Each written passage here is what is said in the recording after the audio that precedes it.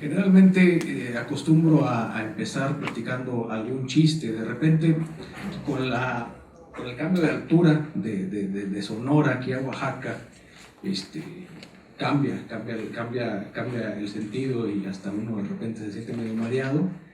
Aun cuando me resistí ayer al tour de mezcales que me ofrecían, pero aquí estamos cumpliendo con todo gusto.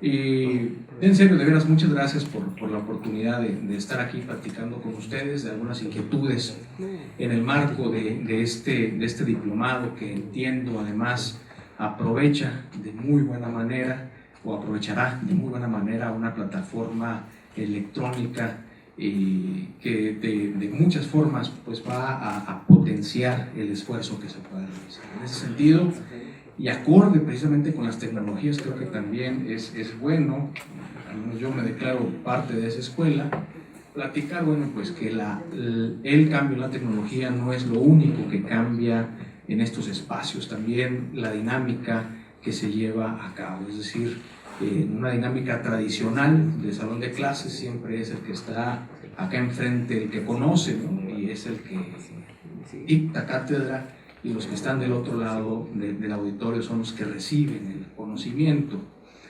Yo creo, soy partidario, soy un convencido de que esto también cambia. Finalmente, quien está aquí hablándoles, les presentaré algunas inquietudes, algunas reflexiones, pero ustedes que están de aquel lado de esta aula no solamente son receptores o no son receptores de información, cada uno tiene su propia experiencia, sus propias reflexiones y su propio conocimiento, y en este sentido una plática mucho más horizontal es benéfica pues para la discusión de ideas, de la experiencia, que es tremendamente importante, y del conocimiento que se pueda tener aquí. Entonces, la intención de su servidor es en los próximos minutos tratar de responder a una pregunta que me pareció pertinente en el marco pues, de los inicios de este trabajo, ¿no? ¿Por qué un diplomado como este? ¿Por qué pudiera yo pensar que es importante un diplomado como el que se está presentando y el que inicia el día de hoy? Porque de ahí además se deviene pues, las razones de por qué ustedes sábado en la mañana están aquí, y por qué muchos de ustedes, si no es que todos, le van a dedicar varias horas de aquí a los próximos meses a tener un diplomado. Que finalmente podrán decir, honestamente, ¿verdad? Yo estoy aquí porque me dijeron que tenían que estar aquí. No existe esa posibilidad. Y pues lo lamento mucho si así fue. Espero que además de que tengan que estar aquí encuentren algo importante para quedarse, algo importante más allá del refrigerio de la conferencia. Pero quienes no están aquí porque tienen que estar aquí, a lo mejor están aquí porque quieren tener un diploma, un papel, ¿no? Creo que para eso hay mucha oferta de muchas formas en las cuales se puede incluso platicar, aprender y entender sobre el acceso a la información pública. Pero de todas esas opciones que hay, estamos aquí y estamos compartiendo este inicio de este diplomado en particular. Entonces, ¿por qué este y no otro? ¿Por qué este y no otra actividad es la que nos ocupa y la que nos ocupará a lo largo de las próximas horas que vamos a destinarle a este diplomado? Me parece, por lo que conozco, que la respuesta se encuentra precisamente en que anclará el tema en los derechos humanos. No lo ancla, déjenme lo pongo en ese sentido, en la transparencia. Seguramente a lo largo de las próximas horas del diplomado, la palabra transparencia va a hacerse presente, pero no está tomando la transparencia, está platicando del derecho de acceso a la información, y el derecho de acceso a la información lo lleva al área de los derechos humanos. Esto no sé si ya ha sido motivo de reflexión de ustedes que están aquí, pero es muy importante. ¿Qué es la transparencia? Vamos a pasar hasta acá. ¿Qué es la transparencia? Y trato de elaborar esto para argumentar la importancia de que no sea un diplomado en transparencia, sino que sea un diplomado de derecho de acceso a la información en los derechos humanos o con derechos humanos. La transparencia, y esto se ha platicado ya desde hace varios años, es una palabra que como recurso metafórico es bien importante, ¿no? Si yo les digo, como lo han escuchado seguramente en muchos lugares, que la transparencia es meter al gobierno en una caja de cristal como metáfora y para transmitir un mensaje, entendemos, ¿no? Es decir, si es una caja de cristal, puedes ver a través de, conoces lo que está sucediendo en el gobierno, pero es una metáfora. David Arellano Gaut, un académico del CIDE que ha escrito sobre esto desde hace muchos años, nos lo ha advertido, es decir, como metáfora vale para transmitir la inquietud principal, pero es muy difícil pasar de una metáfora a una política pública. No hay forma de meter a un gobierno en una caja de cristal. No sé si me explico. Cuando dice la transparencia es dejar que entren a la cocina del gobierno, como metáfora, como figura, se entiende. Pero al momento de instrumentarlo es bien complicado. Y esta distancia que hay entre la metáfora y la realidad genera mucha diferencia de interpretación. Si para mí eso de meter el gobierno en una caja de cristal significa algo diferente a lo que significa para ustedes, ¿no? Porque la metáfora tiene esa característica de que cada quien le va dando significado, lo que va a suceder es que si la realidad se parece a lo que yo interpreté, voy a estar muy contento, y si no se parece, voy a decir, no, pues lo que pasa es que me están mintiendo, el gobierno es corrupto, pura simulación, etcétera, etcétera. La transparencia entonces tiene una importancia muy particular, que tiene que ver con que de impacto con la metáfora, nos habla de qué es lo importante de esto. Pero hablar del derecho de acceso a la información lo hace mucho más concreto. Fíjense ustedes, la transparencia pues se puede entender como un fin en sí mismo o como un medio para. Y como es un medio para, puede ser un medio para combatir la corrupción, bueno, luego dicen inhibir la corrupción, para controlar el poder, para incentivar la inversión privada, para mejorar el servicio público, para satisfacer intereses personales. Y cada uno de estos destinos de la transparencia tiene varias estrategias. Y si yo solamente entiendo a la transparencia como un medio para mejorar un servicio público, y si el modelo, las leyes, etcétera, no dan para mejorar un servicio, voy a decir, no, pues ¿cuál transparencia? ¿No? O si pienso que la transparencia es el medio para inhibir la corrupción o para combatir la corrupción, y veo las noticias y digo, no, pues la verdad es que todo lo que es transparencia no es cierto, porque no combate la corrupción. No sé si me explico. Entonces, este diplomado, bueno, nada más quiero terminar aquí, la transparencia, trabajar con transparencia es sumamente complicado. Primero, por la parte conceptual, o sea, ¿qué entendemos por transparencia? Hay, por supuesto, definiciones, y ya en las normas podemos nosotros encontrar transparencia activa, transparencia proactiva y demás, y la propia norma te define qué es lo que se tiene que hacer detrás de esa palabra en particular. Pero la transparencia, así como tal, es muy amplia, insisto, es una metáfora que se llena de significado y conceptualmente mete en problemas a sus ejecutores, que digamos, entiendo yo, es el grueso de la población que tenemos en el diplomado. Es difícil trabajar en transparencia porque además se requiere el desarrollo de un conocer de lo técnico, ¿no? Que la profesionalización, por supuesto, es importante y va hacia esta parte, pero que además es una profesionalización que se da en el tiempo, que es lo que tenemos por aquí. Es decir, ¿cuánto tiempo tienen las administraciones municipales para entrarle al tema? Y los servidores públicos que están en el tema en los municipios o en los gobiernos de los estados, apenas le están entendiendo el asunto, apenas se están enamorando de las posibilidades del tema, cuando ya cambió la administración, o cuando ya cambiaron al jefe y cambian las piezas del juego, etcétera, etcétera. Entonces, el desarrollo de habilidades técnicas en un marco temporal es sumamente complicado.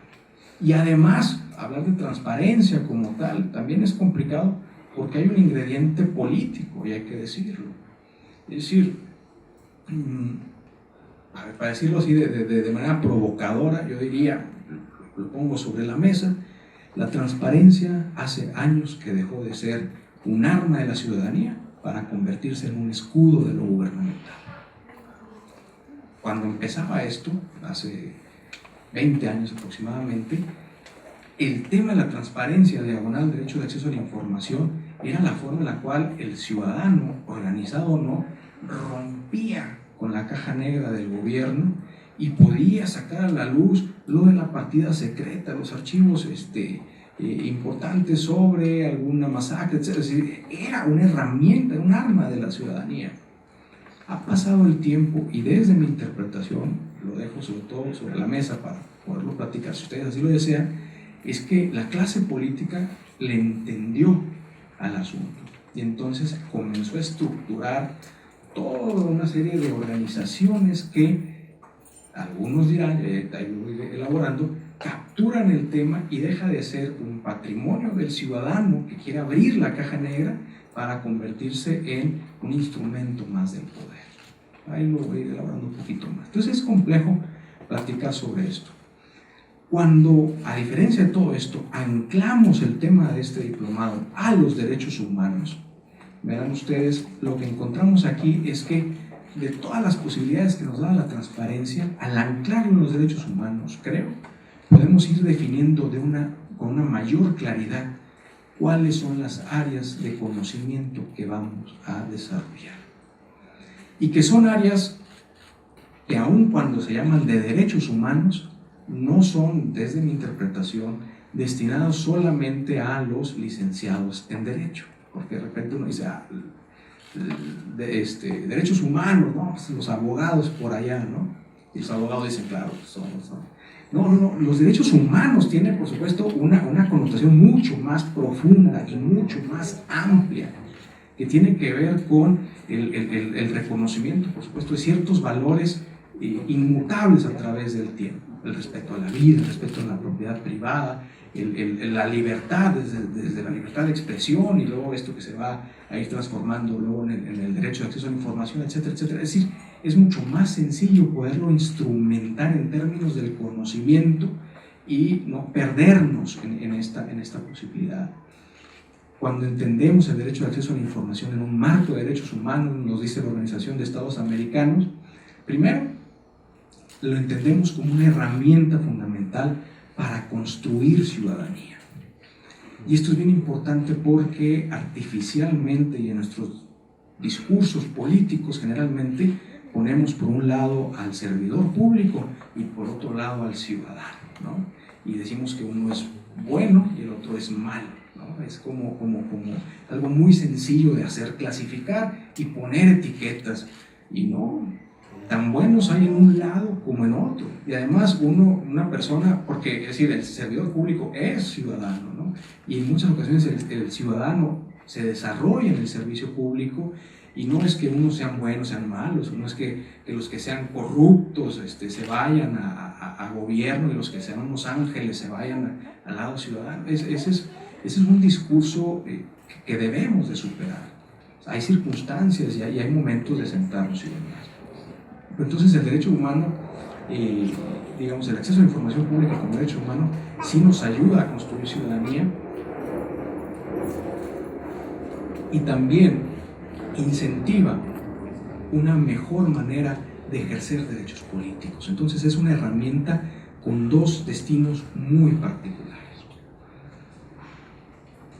Y entenderlo además como un derecho humano, es decir, un derecho de acceso a la información como un derecho humano, nos obliga a plantearnos este tema con un contenido, con una naturaleza democrática. Paréntesis. Aquí hay, por supuesto, una carga ideológica importante que no todo el mundo comparte. Es decir, cuando hablamos de la parte liberal, democrática liberal, hay una ideología y hay una agenda establecida, y habrá personas que no estén de acuerdo. Incluso los debates, digamos, más profundos que tienen que ver sobre la naturaleza del acceso a la información y la naturaleza, digamos, más reciente aquí en México, de los esfuerzos de combate a la corrupción, se dan también en el término ideológico. Es decir, hay quienes dicen, voy a la transparencia, hay quienes dicen, a ver, es que la transparencia nunca se dijo desde el principio que era para mejorar un servicio público, ¿no? Que no era para, en términos de ética pública. Nuestro público joven está reclamando. Entonces, lo que dicen ahí es, ¿saben qué? La transparencia es promovida con una finalidad económica, ¿no? Es decir, el combate a la corrupción está promovido, dicen los críticos, desde una agenda internacional liberal económica que no le interesa que los servidores públicos sean éticos, ¿no? Que le interesa, por el contrario, que se abra la información para saber cómo hacer negocio en ese país, ¿no? Y por eso hay una agenda internacional muy fuerte de transparencia. Hay voces en ese sentido, que, bueno, ya, es decir, se puede discutir si tienen o no realidad. Pero en esta agenda, planteándolo con derechos humanos, estamos pensando, pues, en términos de la democracia y de lo que esto significa. Y significa, entre otras cosas, que la persona, sus libertades, sus derechos y todo eso, van a ser el centro de todo lo que realiza el servicio público. Y eso se dice fácil, pero se requiere de un gran esfuerzo, ¿no? Como decían por ahí en alguna publicidad. De manera muy rápida les planteo el siguiente cuadrito. En este cuadro trato yo de expresar cómo ha cambiado a lo largo del tiempo, cuál ha sido el centro del quehacer de lo gubernamental. Y cuando hablo de lo gubernamental no estoy pensando nada más en el poder ejecutivo, sino, digamos, de la clase política a través del servicio público, de la burocracia, ¿no? Hace varios siglos, bueno, ahí está el dato, yo jamás les voy a platicar, hace varios siglos, cuando nos inventábamos a partir de la figura del Estado, lo que había era un grupo sobre todo de parlamentarios que buscaban el bien común.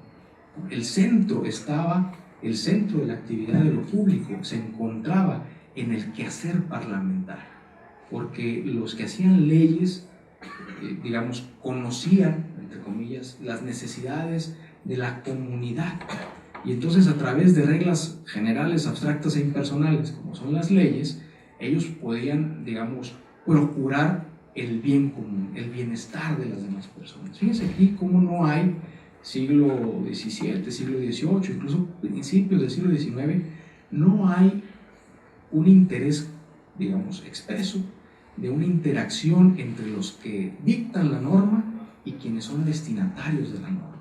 No había necesidad, porque en ese momento el modelo era que si yo era el parlamentario, ya representaba a cierto sector, y esa representación se daba por hecho, no había una necesidad de consultar, no había necesidad de regresar a la base, ¿no? Y decir, bueno, sí o no, tal medida, porque la iluminación estaba en quienes dictaban la norma. Pasa el tiempo, siglo XIX, siglo XX, y el centro de atención pasa hacia otro lado. Primero, las discusiones parlamentarias parecían muy tardadas y digamos, poco productivas en términos del interés de las personas, y entonces el foco se traslada de los parlamentarios y se va hacia el ejecutivo, porque es, pues, más ejecutivo, es más rápido lo que puede ir trabajando. Y la otra es que cambia de bien común a un término que se llama interés público. Aquí, fíjense ustedes, empieza ya a darse de una manera mucho más clara una relación entre los que dicen lo que se va a hacer y los destinatarios sobre de quién esto va a caer. Ya empiezan a haber foros de consulta, ya empieza a haber otras formas de comunicación, porque, digámoslo así, quien toma las decisiones ya no lo sabe todo, ya necesita de la colaboración de los que están ahí. Pero ahí no quedó el momento, sino que hay un tercer escalón que algunos autores denominan como la etapa de los resultados valorados por los ciudadanos. Ya no ha sido suficiente, como se hacía antes, el tener programas sectorizados, sino que cada vez más tenemos que ir como sector público focalizando los esfuerzos y estar muy de la mano con lo que el ciudadano quiere o con lo que la comunidad le interesa. Eso, digamos, tiene una parte positiva que tiene que ver con que se especializa un poco cuál es el trabajo y la función que se va a tener, pero por otra parte le representa tremendo reto al sector público, porque es sumamente complejo tratarle de dar gusto a todos los ciudadanos. Dar gusto, para decirlo de manera muy rápida, ¿cómo atiendes todos los intereses, todas las dimensiones de todo esto? Por eso podemos nosotros ver hacia finales del siglo XX y todo lo que llevamos de este XXI, un boom en términos de participación ciudadana, en términos del redescubrimiento de mecanismos de democracia directa, que no es otra cosa más que la forma en la cual las piezas se están reacomodando, porque lo que le interesa ahora, digamos, a la clase política es que el ciudadano esté contento y esté satisfecho. Pero es altamente complejo. Ahora, no nada más eso, va en contra de una tradición burocrática muy fuerte, diseñada y desarrollada a través del tiempo y con una forma muy natural. El servicio público, la burocracia, se establece como una actividad de alta especialización, que para que funcione, nos decía Max Weber, tiene que funcionar como un ejército. En un ejército, como en la burocracia tradicional, hay quien menciona qué es lo que se debe de hacer y el resto de la estructura es la comunicación, ¿no? Es decir, ¿qué se hace? Y el otro no me va comunicando hasta que se ejecuta y lo que se hace es se informa. Aquí no hay, en una burocracia tradicional, no hay iniciativa de ningún tipo. Tú vales en términos de que hagas lo que te digan que tienes que hacer. No hay creatividad, no hay nada con que yo a ver qué quiere el ciudadano. El mandato viene de arriba, viene hacia abajo, y eso es muy eficiente en términos de operación de una gran organización como son los gobiernos. Y así se ha estructurado la burocracia. No es que sea malo, es, digamos, hasta cierto punto una forma natural, pero viene a encontrarse con esta situación de que no, es que ahora nos interesa mucho qué es lo que dice el ciudadano.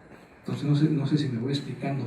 Hay estos conflictos y esos conflictos se viven también en todas las áreas que tienen que ver con la forma, o sea, digámoslo así, la posburocratización del servicio público, en donde se encuentran todos los esfuerzos del acceso a la información.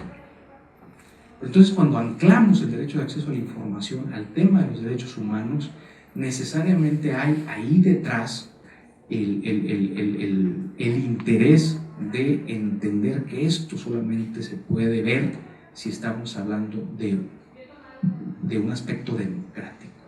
Y no es una democracia electoral, sino es una democracia de ejercicio y de día con día. Y eso representa, aunque aquí lo estoy platicando de manera muy rápida, representa retos muy importantes. Primero, al entendimiento que tiene el servidor público. Segundo, a la estructura y a las capacidades que tienen las organizaciones públicas. Acuérdense que estamos en la pregunta de ¿por qué este diplomado y por qué no otro? ¿Por qué le vamos a dedicar estas horas? Y la respuesta es porque, desde mi punto de vista, la propuesta es porque explícitamente se está anclando en los derechos humanos. El entender el derecho de acceso a la información de la mano de los derechos humanos, además, me provocaría 4 planteamientos adicionales que comento de manera rápida. Primero, entender pues, que también estamos en un concepto de un derecho humano a la buena administración pública. 2, entender que si el ser humano está en el centro de la ecuación, habrá que entender las diferencias que a veces hay entre agenda y lo que importa.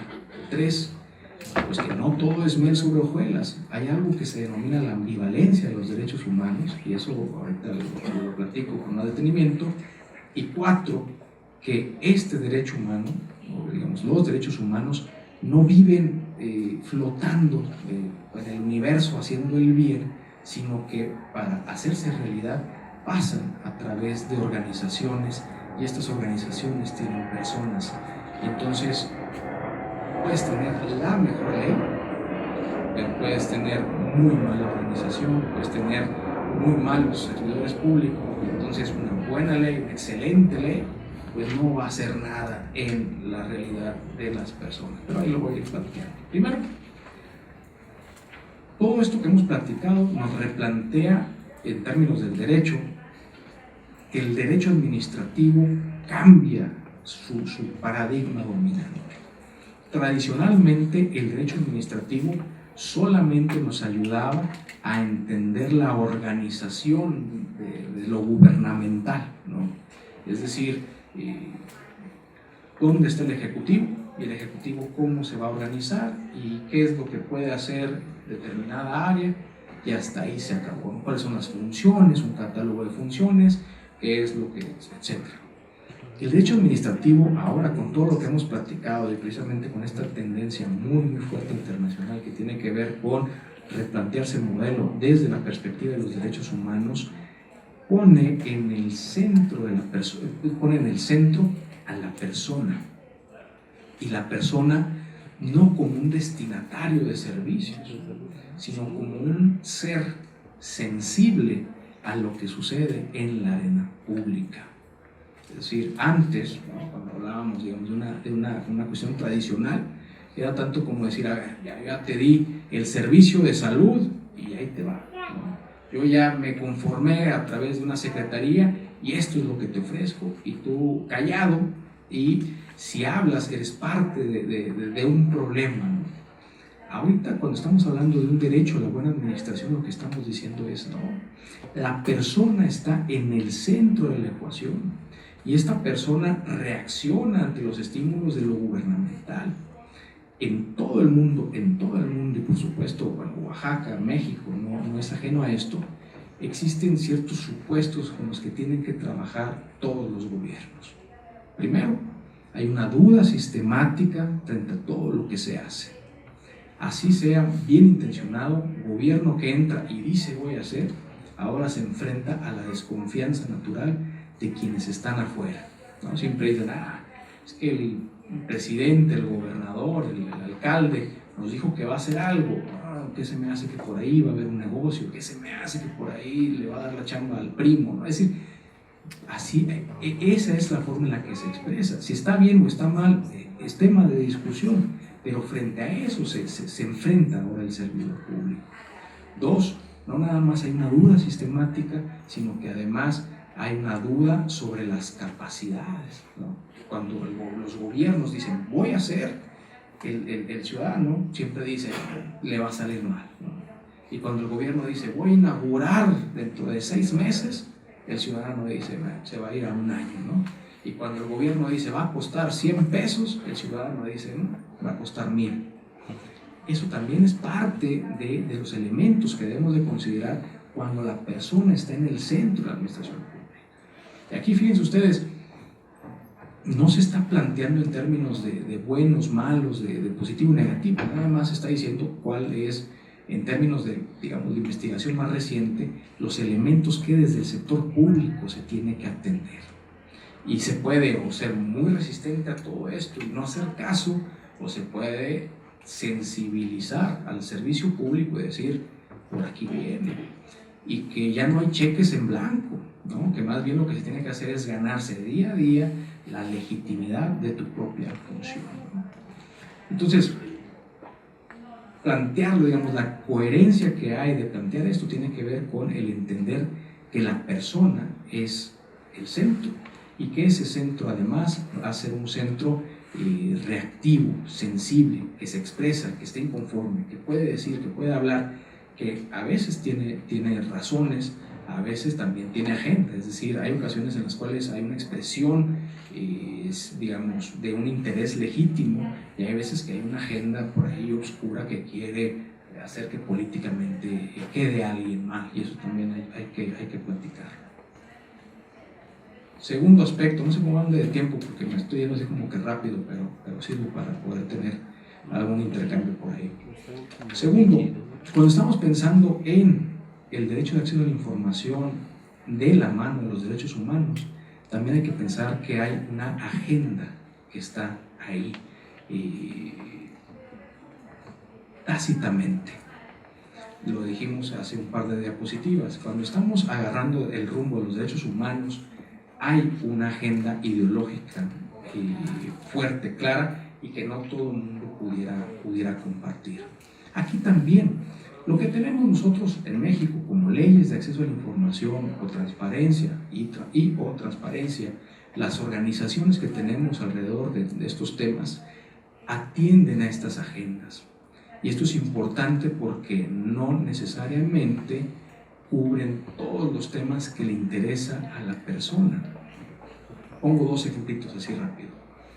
¿Qué pasa con la transparencia de las industrias extractivas en México? Está en la ley general, se mencionan ahí más o menos, ¿no? La transparencia de las industrias extractivas, pero si uno le empieza a escarbar más o menos cómo está el diseño normativo, yo soy de la idea que te lleva a una norma secundaria, y esa norma secundaria te dice que se hace lo que se debería decir en la norma primaria, ¿no? Entonces se hace una especie como de círculo y no hay todavía la instrumentación que tiene que ver con transparencias en industrias extractivas. Cuando hablo de transparencia en industrias extractivas, estoy pensando en términos de minería, estoy hablando en términos de fracking, estoy hablando de todo eso que en otros países son la parte fundamental de la transparencia. ¿Por qué? Porque generalmente son empresas extranjeras que vienen a lugares con una densidad de población muy baja.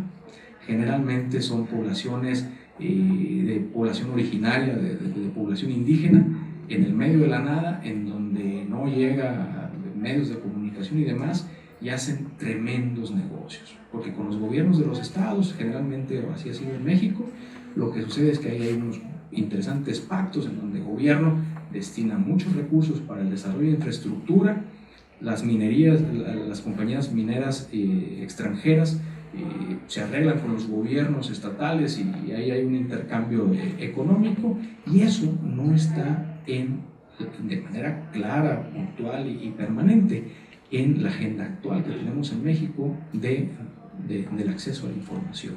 No sé si me explico. Entonces, de repente se nos va la vida entera llenando los formatos para que esté la información ahí en el internet, y pensamos que eso es, ahí se contempla todo lo que podemos platicar de acceso a la información, y pues la verdad es que no. Por más recursos que se le destine, hay otras áreas que apenas están empezando a dibujar.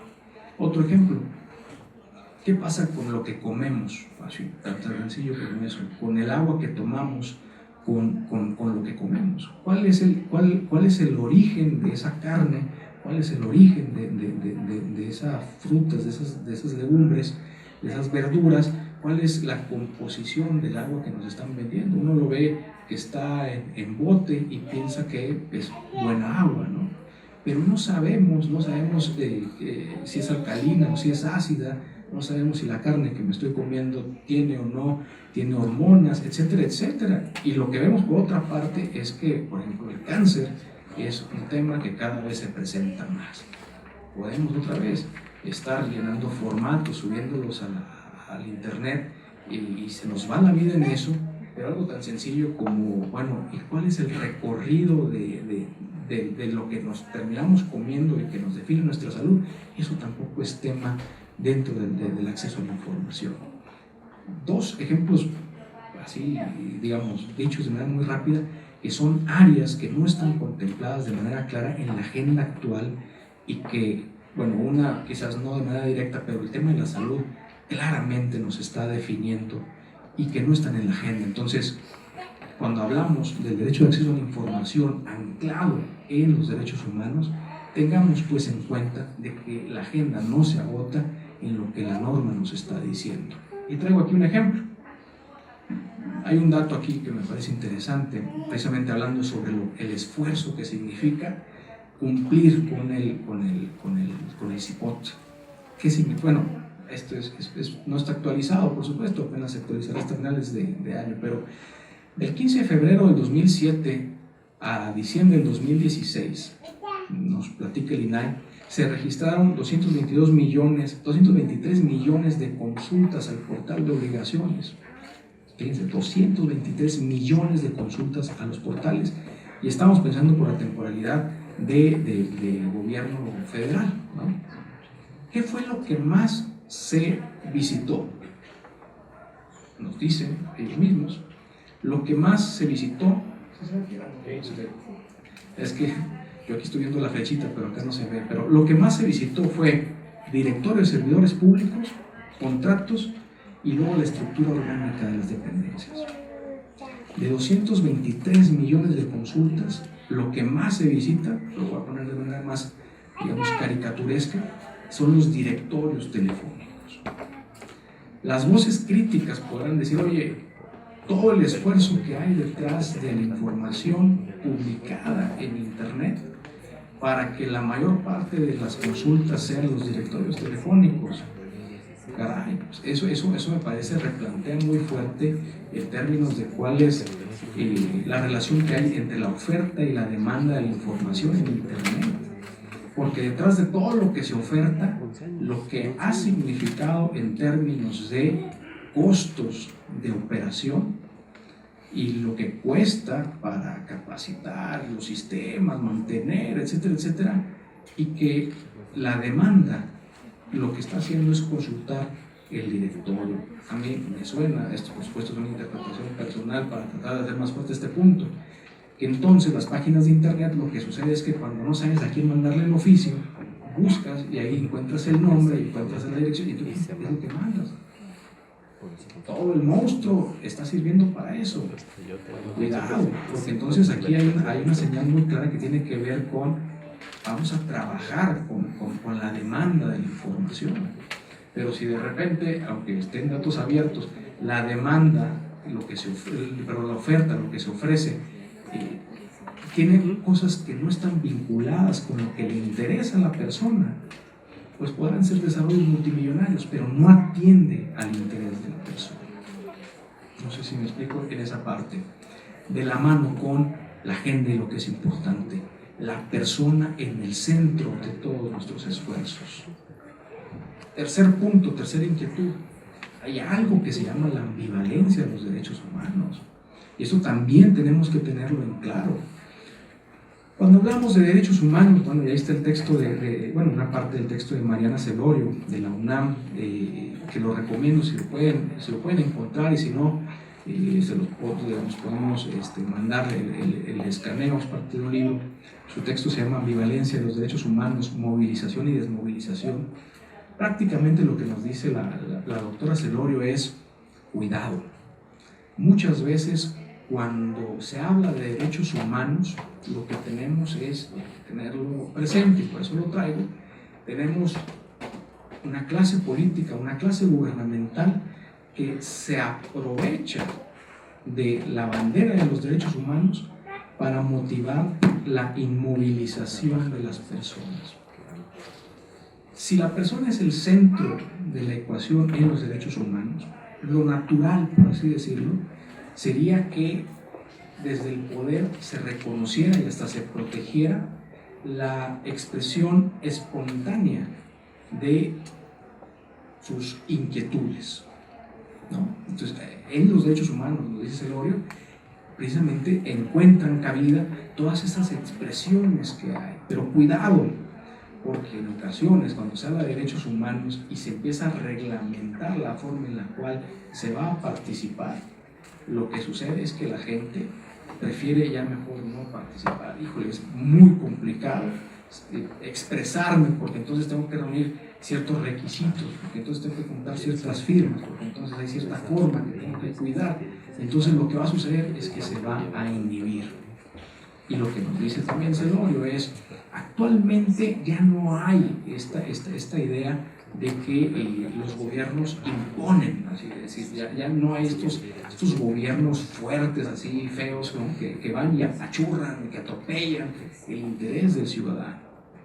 Lo que sí hay son formas mucho más sofisticadas de dominación, en donde los gobiernos, con la bandera de los derechos humanos, van capturando espacios que originalmente le pertenecían a las personas y a sus intereses, los van capturando y los van haciendo propios, de manera tal que quien tenga un interés genuino por participar ya no encuentra una forma directa de hacerlo, sino a través de una estructura que finalmente la función de esa estructura tiene que ver con la finalidad de desincentivar esta participación. Entonces, los derechos humanos, la ambivalencia de los derechos humanos, un poquito para cerrar esta parte, tiene que ver con que sí, efectivamente, es un área muy importante que reconoce valores inmutables a través del tiempo, pero que también puede servir para acaparar, para monopolizar, para capturar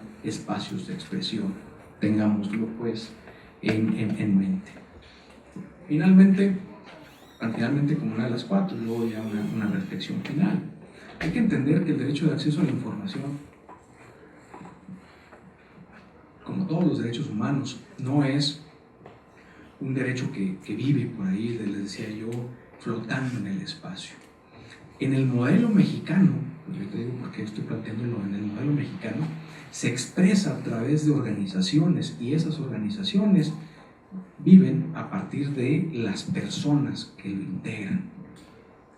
En el caso mexicano, desde siempre se decidió, por ejemplo, que el derecho de acceso a la información no iba a ser un tema jurisdiccional, por así decirlo. Por eso no se armaron tribunales de acceso a la información. Se habló de una composición mucho más plural y con otras características, que no era solamente el decir el derecho, sino promover y además de alguna forma representar precisamente a la ciudadanía en estos esfuerzos para abrir la información. Y en México, desde hace 15, 20 años, lo que se tienen son, bueno, ahora se les llama órganos garantes, pero que, digamos, sí deciden el derecho, pero lo deciden, no, digamos, sí apegados a derecho, pero enriquecidos con otros puntos de vista, ¿no? O sea, no es una actividad meramente jurisdiccional, y que además promueven el derecho de acceso a la información. Platicaba yo en algún foro, oigan, ¿y cuánto se ha juntado, por ejemplo, el INAI con su homólogo en Estados Unidos? ¿Cuándo ha ido el INAI y se sienta en la mesa con el homólogo del INAI en Estados Unidos? Pues no, porque no existe, no hay un INAI norteamericano. Algunos dirán que está bien, algunos dirán que está mal, pero básicamente lo que sucede en Estados Unidos, con muchos problemas también de implementación, es que existe una especie de ley sobre acceso a la información, pero se deja, digamos, de forma natural a que los públicos interesados la ejerzan, y mucho tiene que ver con las universidades y con sus investigaciones. Y si hay una controversia, se van a una especie de tribunales administrativos, dependiendo de cuál estado se trate. Esto solamente para decir que no en todos lados el derecho de acceso a la información requiere de un órgano exclusivo y especializado. En México y luego ya en Centro y Sudamérica también, sí se da a través de órganos especializados y exclusivos. Esto tiene su más y tiene sus menos. Lo claro, me parece, al menos a mí, es que tenemos que observar al menos lo que tiene que ver con la autonomía financiera y de gestión, porque de repente tenemos muy buenas leyes reconocidas por todo el mundo, pero nunca sale el recurso para el instituto, para el órgano garante de los estados o el propio INAI. O sale, pero sale tarde, o sale y casualmente sale después de una negociación. Todo eso es una distorsión del propio modelo. Me platicaba alguien, y lo platico así que para el registro, decían, es que antes el temor era que los gobernadores aplastaran a los institutos estatales de transparencia. Dice, ahora el problema es que ya se entendió cuál es el mensaje, no hay necesidad de que los gobernadores aplasten, porque los institutos estatales van y se entregan, ¿no? Precisamente en el ánimo de negociar mejores condiciones para la organización y para el instituto. Entonces hay que plantearlo en términos, por ejemplo, de cómo ingresan, cómo designan a las personas que están en los órganos de transparencia, si es o no cuota, qué tan bueno, qué tan malo es que existan cuotas. Es decir, no satanizo nada de esto, pero hay que verlo. ¿Hay o no una posibilidad de reelección? ¿Quién reelige a los que están? Porque si reelige la misma clase política, pues el incentivo para el que está ahí es quedar bien con esa clase política para conservar el trabajo. Los ingresos, bueno, cómo entra la estructura, los pagos de las personas, porque digamos en el esquema tradicional se decía, y aquí están los comisionados, por supuesto estoy planteándolo en términos generales, Se decía, y se dice ahora en los sistemas estatales anticorrupción, porque se va repitiendo la historia, se decía, no, lo que pasa es que hay que asegurar un buen ingreso económico a los que están en los institutos para que no caigan en tentaciones de ser corruptos. Y un poco lo que se observa ahorita es que eso más bien generó cierta comodidad en la calidad de vida de las personas que están involucradas, y ahora hacen hasta lo imposible para no perder ese trabajo. Decía un jefe mío, que en paz descanse, decía, si uno se encariña con los perritos que tiene, pues ¿cómo no se encariña con el puesto, ¿no? Entonces, más o menos así sucede. Entonces, esto hay que tenerlo, hay que plantearlo, por eso lo planteo, porque no es nada más un término, no es nada más un asunto de los derechos humanos en el etéreo, en el ambiente y todo eso, sino que se requiere de esta organización, y dentro de la ecuación hay que estar observando a quienes integran esas organizaciones. Hay que entenderlos en términos no condescendientes, sino de saber pues cuáles son los incentivos, cuáles son los castigos, cuál es esa realidad, porque eso es lo que existe entre la norma y la realidad. Terminaría, si les parece bien, con una frase de un poeta francés, que traducido diría, la novedad, mira, la novedad básicamente es tan vieja como el propio mundo, ¿no? Cuando planteamos la primera pregunta en esta modesta intervención para arrancar los trabajos de este diplomado, decíamos, ¿por qué este diplomado? O sea, ¿por qué pudiera ser valioso este diplomado? Y la respuesta que traté de ir ganando a través de estos minutos es porque hay una mención expresa a que se traten los derechos humanos, y eso nos permitiría anclarlo en algo que es mucho más sólido que incluso, fíjense ustedes, la transparencia, que como traté aquí de elaborar, de repente es media mágica, ¿no? En algunos lados dicen, es tan transparente que ni se ve. Bueno, cuando lo anclas en derechos humanos, tienes muchas posibilidades, tienes más posibilidades de hacer un trabajo sólido y de adherirte a un cuerpo de conocimiento mucho más específico. Y cuando hablamos del derecho humano, lo que tratamos de hacer aquí, del valor de este esfuerzo que se está emprendiendo, como pone a la persona en el centro, hay que replantearnos y cómo entendemos el derecho a la buena administración, cómo entendemos, decíamos, los temas que no existen y que debieran existir, porque si la persona está en el centro, pues pensemos en su salud, pensemos en su trabajo, pensemos en sus derechos. Cuando la persona está en el centro, pues pensemos en los actores que están en las organizaciones, ¿no? Cuando la persona está en el centro, tengamos cuidado de que no sea una bandera que el poder utilice para dejarnos fuera, ¿no? Esto se practica en todos los países latinoamericanos, que luego uno acá abajo se anda peleando que si un color, que si el otro, y la verdad es que los que están de candidatos, los que están gobernando son muy cuates y comen el día de mañana, ¿no? Después de las elecciones, porque como quiera el asunto queda. Y el plantearnos esto, y por eso la frase, es que no nada más estamos pensando en términos de lo que sucede en el acceso a la información, y sucede en términos de nuestra realidad actual, en la relación que hay entre gobiernos y gobernados. Algo muy sencillito y rápido. ¿Qué está pasando con los sistemas estatales anticorrupción? ¿Y qué está sucediendo con el Sistema Nacional Anticorrupción? Hoy sale una nota en el New York Times que retoma el Grupo Reforma, que habla sobre unas entrevistas que le hicieron a los integrantes del Comité de Participación Ciudadana del Sistema Nacional Anticorrupción, en donde señalan que básicamente el gobierno pone obstáculos a un buen desenvolvimiento del Sistema Nacional Anticorrupción. Eso que estamos viendo ahorita en una nota del New York Times sobre el Sistema Nacional ha puesto doble contra sencillo que va a ser el discurso de los sistemas estatales cuando estén instalados dentro de un año. Van a ver, va a ser exactamente lo mismo.